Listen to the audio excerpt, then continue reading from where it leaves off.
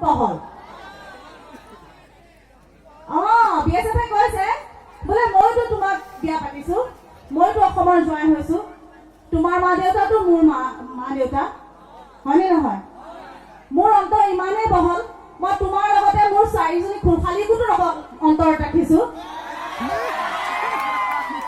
তোমাৰ মাহীৰ ছোৱালী দুজনীকোতো ৰাখিছো অন্তৰত পেহী ছোৱালী দুজনীকোতো ৰাখিছো ইমানখিনিক যেতিয়া মই অন্তৰত ৰাখিব পাৰিছো মোৰ অন্তৰটো তোমাতকৈও বহল এনেকুৱা কাৰোবাৰ আছে নেকি মতা মানুহখিনি বাদ নাই যে আজি ঘৰলৈ যাওক কোবাব আৰু কাৰ অন্তৰ বহল হিচাপ ল'ব বাইদেউ হয় বাইদেউ আপুনি অলপ ঠেহ লাগে নেকি বাৰু পৰপুৰুষে গাত পৰপুৰুষ ওচৰলৈ আহিলেহে ঠেহ লাগে নহ'লে নালাগে অলপ আঁতৰৰ পৰাই কথা কওক হয় মই মানে আপোনাৰ এটা খণ্ডত চাইছিলোঁ হয় এই যে ডিউটি বাইদেৱে হয় আপোনাৰ এই নিশা বাইদেউক যে আমাৰ ভাত খাব কাৰণে নিমন্ত্ৰণ কৰিছিল হয় আপুনিতো বহুত দুখ কৰিছিলে হয় আপোনাক কিয় নামাতিলে বাৰু এইবাৰ আমাৰ নিজৰ ষ্টাফৰ মাজতে থাকি যায় আৰু আচলতে তেনেকুৱা নহয় যে কোনোবাই কাৰোবাক বেয়া পাব কিন্তু কেতিয়াবা থাকি যায় কেতিয়াবা আমি ভাড়াঘৰত থকা মানুহ হয়তো সিহঁতে দুজনী মানুহ মাতিলে খুৱাবলৈ অকণ দিগদাৰ পাব তাতে মোক মাতিলে আকৌ তিনিটা লিপিকা আছে নহয় ছোৱালী তিনিজনী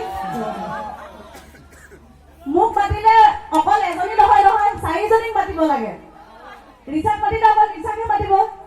সেইকাৰণে এজনীকে মাতে আৰু সেই কথাটো অকণমান বেয়া নোপোৱা নহয় গাত লাগে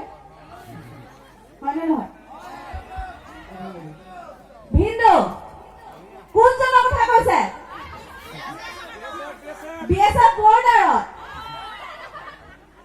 বিএছএফ বৰ্ডাৰত আছে সেইকাৰণেতো ইয়াত থকাজনক লৈ আহিছো বাৰু যি কি নহওক বিহুৰ বতৰ বিহু এটা গাওঁ নেকি সকলোৱে গাবনে আমাৰ ঢুলীয়া ককাইখন গ'লে নেকি বাইদেউ হয় আমি ব্যৱস্থা কৰিছো হয় আহি পাব ইতিমধ্যে অলপ সময় হ'ব দেই আপুনি বিহু এটা গাব লাগিব বিহু গালোহেঁতেন গাব লাগিব গৰমতে গৰম আৰু গৰমতে গৰম তাকেতো বাৰু ঠিক আছে মোৰ জানুৱাৰী মাহত নতুনকৈ বিহু এটা ৰিলিজ কৰিছিলো আৰু